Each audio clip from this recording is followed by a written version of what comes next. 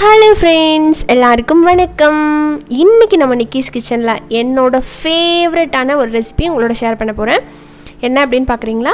நல்ல ரெஸ்டாரன்ட் ஸ்டைல்ல பன்னீர் பட்டர் மசாலா வீட்லயே வந்து எப்படி பண்றது அப்படிங்கறத பார்க்கலாம். இது எனக்கு மட்டும் இல்லங்க, எங்க வீட்ல எல்லாத்துக்குமே ரொம்ப பிடிச்சமான ஒரு ரெசிபி. இது நான் பண்ணிட்டேன் அப்படினா எவ்வளவு சப்பாத்தி வச்சாலும் டக்குன்னு காலி பண்ணிடுவாங்க. அவ்வளவு டேஸ்டா இருக்கும். இது வாங்க எப்படி பண்றதுன்னு பார்க்கலாம்.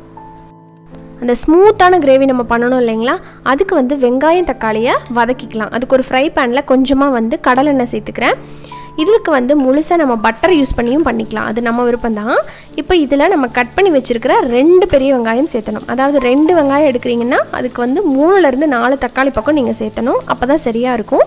3 வெங்காயம் நான் எடுக்கிறேன் அப்படின்னு நீங்கள் சொல்கிறீங்கன்னா ஒரு 5 தக்காளி நீங்கள் சேர்த்துக்கலாம். அப்போ வந்து சரியாக இருக்கும்.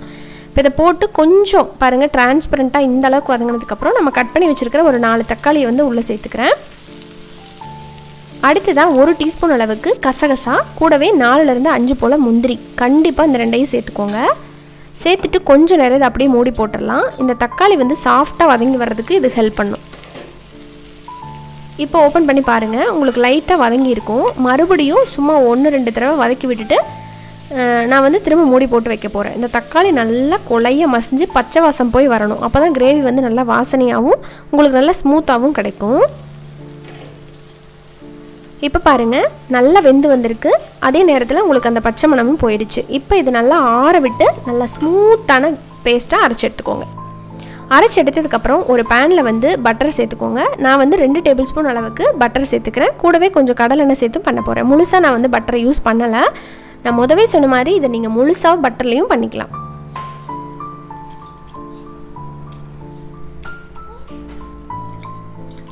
இதில் கொஞ்சம் பட்டை, அப்புறமா 2-3 கிராம்பு, அனாசிப்பூ, கூடவே 2 ஏலக்காய், அப்புறம் ஒரு 1/2 டீஸ்பூன் சீரகம், இதெல்லாத்தையும் போட்டு நல்லா வதங்கினதுக்கு அப்புறமா இதில் இஞ்சி பூண்டு விழுது 2 டீஸ்பூன் போட்டுக்கோங்க.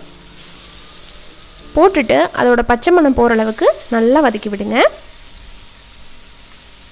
இஞ்சி பூண்டு பேஸ்ட்டு நான் தனியாக அரைச்சிருக்கிறதுனால இந்த ஸ்டேஜில் போடுறேன். நீங்கள் அப்படி இல்லைன்னா அந்த வெங்காயம் தக்காளி வதங்கும் போது பூண்டு இஞ்சியை உள்ளே போட்டு வதக்கி அரைச்சிக்கலாம். இப்போ இந்த டைமில் பாருங்கள், 1 டீஸ்பூன் அளவுக்கு காஷ்மீரி மிளகாய் தூள் இந்த எண்ணெயிலேயே போட்டுருங்க. நல்லா ஒரு லோ ஃப்ளேமில் வச்சுட்டு போடுங்க. மிளகாய் பொடி கரிஞ்சு போகக்கூடாது. போட்டதுக்கப்புறம் நம்ம அந்த அரைச்சி வச்சுருக்கிற கிரேவியை உள்ளே சேர்த்துடலாம். இந்த ஸ்டேஜில் ஏன் நீங்கள் மிளகாத்தூள் போடுறீங்கன்னு கேட்பீங்க. இந்த கிரேவிக்கு நல்லா கலர் கொடுக்கறதுக்காக இந்த டைமில் சேர்த்துக்கிறோம்.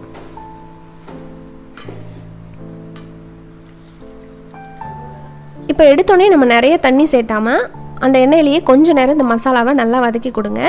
இப்போ பாருங்கள், கொஞ்சம் நல்லா வதங்கினதுக்கப்புறம் இதில் காரத்துக்கு தகுந்த மாதிரி மிளகாய்த்தூள் சேர்த்துக்கோங்க. நான் வந்து ஒரு 1.5 டீஸ்பூன் போடுறேன்.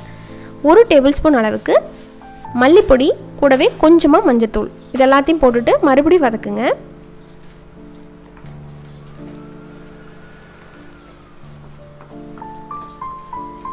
நல்லா மிக்ஸ் பண்ணி கொடுக்கணும். கொடுத்ததுக்கப்புறம் கொஞ்சமாக மட்டும் நான் தண்ணி சேர்த்துக்கிறேன். இந்த கிரேவி வந்து உங்களுக்கு கரெக்டாக ரொம்ப தண்ணியாகவும் இருக்கக்கூடாது, ரொம்ப கெட்டியாகவும் இருக்கக்கூடாது. அதுக்கு தகுந்த மாதிரி தண்ணியோட அளவை வந்து நீங்கள் பார்த்துக்கணும். மூடி போட்டு அந்த மிளகா பொடியோட பச்சை மணம் போகிற அளவுக்கு நல்லா வேக விட்டுட்டேன். இப்போ இதில் தேவையான அளவுக்கு உப்பு போட்டுக்கலாம். இது நல்லா ஒரு மிக்ஸ் கொடுத்துருங்க. மிக்ஸ் பண்ணதுக்கப்புறம் இந்த மசாலாவோட ஹீரோ பார்த்திங்கன்னா க்ரீம் தான். இந்த க்ரீம் சேர்த்துல அப்படின்னா உங்களுக்கு ஃப்ளேவர் வந்து கொஞ்சம் குறையிற மாதிரி இருக்கும் ஹோட்டலில் சாப்பிட்றத விட.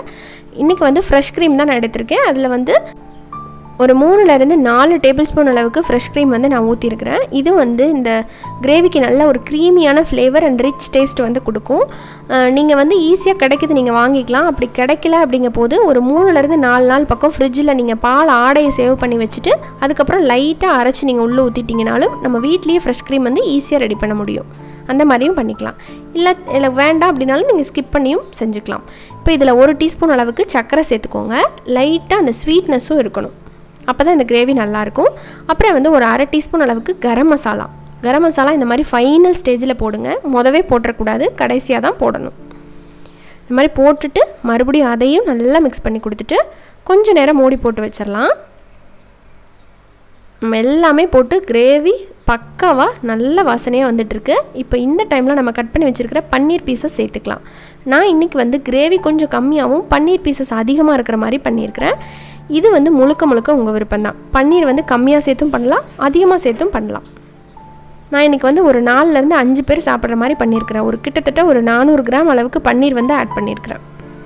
பன்னீரை வந்து குட்டி குட்டி பீஸாக வந்து கட் பண்ணி போடக்கூடாது. நீங்கள் கிரேவியில் போட்டு லைட்டாக 2 தடவை மிக்ஸ் பண்ணிங்கனாலே உடஞ்சி போயிடும். குறைஞ்சது இந்த அளவுக்கு பீஸாவாவது நீங்கள் போடணும்.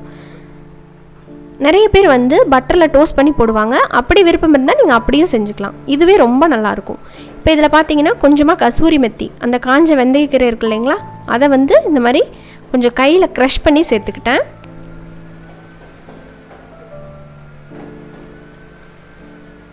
சேர்த்துட்டு இந்த பன்னீரோட அந்த மசாலாலாம் நல்லா கோட் ஆகணும்ல, அதனால என்ன பண்ணிவிட்டேன், கொஞ்சம் நேரம் மூடி போட்டு நான் மூடி வச்சுட்டு ஒரு 5 நிமிஷத்துக்கு அப்புறம் ஓப்பன் பண்ணி பார்த்தீங்கன்னா நல்லா மணக்க ரெஸ்டாரண்ட் ஸ்டைலில் நம்ம வீட்லேயே ரொம்ப சுலபமாக வந்து பன்னீர் பட்டர் மசாலா ரெடி.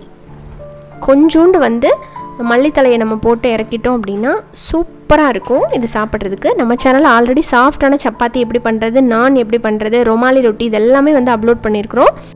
அது மட்டும் இல்லாமல் ரைஸ் வெரைட்டிஸில் பார்த்தீங்கன்னா ஜீரக சாதம், அப்புறம் வெஜ் புலாவ், பட்டாணி புலாவ், கூடவே தேங்காய் பால் சாதம், இது எல்லாத்துக்கூடவும் இது ஃபென்டாஸ்டிக்கான காம்போவாக இருக்கும். இதே மாதிரி நீங்கள் ட்ரை பண்ணி பாருங்கள். அது எல்லாத்தோட லிங்க்குமே நான் டிஸ்கிரிப்ஷனில் கொடுத்துருக்கேன், செக் பண்ணிடுங்க. இன்னொரு இன்ட்ரெஸ்டான ரெசிபியோட உங்களை மீண்டும் சந்திக்கிறேன். அது வரைக்கும் நன்றி, வணக்கம்.